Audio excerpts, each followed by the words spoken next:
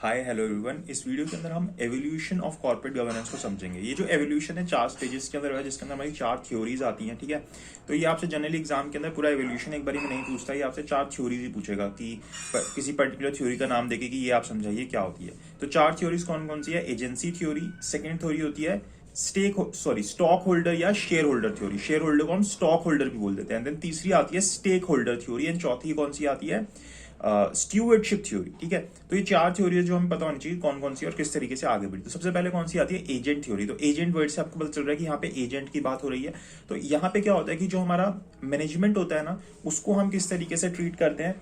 जो हमारे मैनेजर्स होते हैं, जो एक तरीके से हमारा बोर्ड है, उसको हम किस तरीके से ट्रीट कर रहे हैं? एजेंट की तरह ट्रीट कर रहे हैं। और वो किसके एजेंट है? ऑनर्स के एजेंट है। और कंपनी का ऑनर कौन होता है? शेयर होल्डर्स जो होते हैं वो ऑनर्स होते हैं। तो यहाँ पे जो एक तरीके से मैनेजर्स हैं, यानी कि जो बोर्ड्स हैं, उनको क्या करना है? उनको ऑब्जेक्टिव ये होना चाहिए कि उनको मैनेजर्स ऑनर्स के लिए काम करना है और गुड फेथ के अंदर काम करना है, उनके ऑब्जेक्टिव्स को पूरा करना है। अब यहाँ पे होता क्या है कि आपके जो ऑनर्स है वो बहुत ज्यादा डिस्ट्रीब्यूटेड होते हैं, अलग अलग जगह पे होते हैं, तो उनका एक साथ आके उनको मैनेज करना अपने एजेंट्स को मुश्किल हो जाता है। तो इसके लिए हमें क्या करना पड़ता है? एक स्ट्रक्चर बनाना पड़ता है। अगर हम एक स्ट्रक्चर नहीं बनाएंगे तो हमारी ये जो थ्योरी है ये फेल हो जाएगी, जिसके थ्रू जो ऑनर्स है जो वो कह रहे हैं उनके कहने पर हमें बोर्ड ऑफ डायरेक्टर्स को काम करना है, तो ये जो थ्योरी है वो फेल हो जाएगी। तो इसके लिए हमें एक प्रॉपर स्ट्रक्चर बनाना पड़ता है, ताकि जो ऑनर्स कहें उसी चीजों को देखते हुए ही जो कौन है, जो मैनेजर्स हैं यानी कि जो आपके एजेंट्स हैं वो काम करें। तो शेयर होल्डर्स या ऑनर्स यहाँ पे प्रिंसिपल बन जाते हैं, और जो बोर्ड होता है या आपके मैनेजर्स होते हैं वो क्या बन जाते हैं? एजेंट बन जाते हैं। जैसे कॉन्ट्रैक्ट एक्ट के अंदर हम पढ़ते हैं ना कि एजेंट और प्रिंसिपल का रिलेशन होता है, तो उनके बीच में गुड फेथ का रिलेशन होता है। तो इसी तरीके के रिलेशन आप यहाँ पे बोल सकते हो कि एजेंसी थ्योरी के अंदर हमने बोलने की कोशिश की कि इस तरीके का रिलेशन उनके बीच में होता है। देन दूसरी थ्योरी कौन सी आती है? Share holder theory. तो शेयर होल्डर थ्योरी सिंपल सी है, जिसको हम स्टॉक होल्डर थ्योरी भी बोल देते हैं। इसमें सिंपल सी बात बोली गई है कि शेयर होल्डर जो होते हैं वो अल्टीमेट ऑनर्स होते हैं। तो जो भी शेयर होल्डर्स अचीव करना चाहते हैं वही जैसे वो बोलेंगे वैसे ही जो मैनेजमेंट है उसको काम करना है। तो बस ये चीज है कि यहाँ पे वो मैक्सिमम रिटर्न पाना चाहते हैं। शेयर होल्डर जो होते हैं अपनी प्रॉपर्टी जो उन्होंने लगाई है, जैसे कि जो भी एसेट्स उन्होंने लगाया तो उसके अंदर वो मैक्सिमम रिटर्न लेना चाहते हैं। ये इस थ्योरी के अंदर बोला गया। तो हमें जो है शेयर होल्डर के मैक्सिमम बेनिफिट के लिए काम करना है इस थ्योरी के हिसाब से। तो फिर ये वाली थ्योरी आई। देन उसके बाद हमारे सामने कौन सी थ्योरी आई? Stakeholder theory. तो स्टेक होल्डर्स जिन लोगों का भी कंपनी के अंदर इंटरेस्ट होता है, ये चीज तो हम पढ़ते आते हैं कि स्टेक होल्डर्स कौन होते हैं। तो जिन लोगों का भी कंपनी में इंटरेस्ट है उनको हम स्टेक होल्डर्स बोल देते हैं।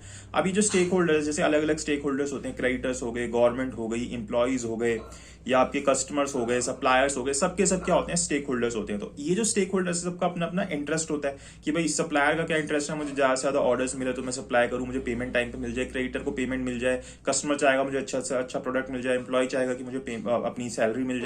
तो सबका क्या अपना अपना इंटरेस्ट है। तो क्या होता है कि जो ये इंटरेस्ट है इसके अंदर कॉन्फ्लिक्ट आ सकता है कि भाई एक का इंटरेस्ट दूसरे के इंटरेस्ट से कॉन्फ्लिक्ट के अंदर आ सकता है। तो ये थ्योरी बोलती है कि ये जो अलग अलग स्टेक होल्डर्स होते हैं ना, ये आपस में क्या कर सकते हैं? निगोशिएट कर सकते हैं अपने इंटरेस्ट को, और एक जो कंपनी का ऑब्जेक्टिव है, ऑर्गेनाइजेशन का ऑब्जेक्टिव है, उसको अचीव करने में हेल्प कर सकते हैं। मतलब पर्सनल ऑब्जेक्टिव तो पूरा होगा, लेकिन अगर वो कंपनी के ऑब्जेक्टिव को लेकर चलेंगे तो उनका पर्सनल ऑब्जेक्टिव अपने आप पूरा हो जाएगा। ठीक है, तो ये हो गया स्टेक होल्डर थ्योरी के अंदर।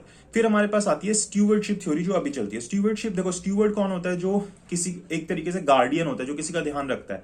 तो एजेंट जो होता है उसके कंपैरिजन में स्टीवर्ड जो होता है वो ज्यादा टेक केयर करता है, क्योंकि वो गार्डियन होता है। जैसे किसी बच्चे का एक गार्डियन होता है ना, ऐसे ही यहाँ पे हम गार्डियन की बात करेंगे। गार्डियन उसकी सारी चीजों का देखभाल करेगा। तो ये स्टीवर्डशिप थ्योरी उसी के बारे में बात करिए। तो यहाँ पे स्टीवर्ड कौन बन जाएंगे? जो हमारा मैनेजमेंट है, जो हमारे इंप्लॉइज है, सारे के सारे क्या है? स्टीवर्ड्स, क्योंकि यही तो कंपनी का ध्यान रखेंगे।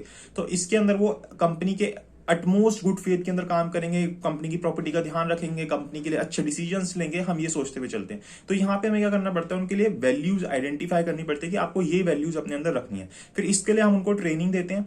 अब ट्रेनिंग देने के बाद अब कंटिन्यूअसली वो उन वैल्यूज के ऊपर रहें, तो उसके लिए हम उनको मोरल सपोर्ट करते हैं, कि मोरली उनको सपोर्ट करते हैं कि आपको इस चीज के अंदर बने रहना है स्टीवर्डशिप थ्योरी के अंदर।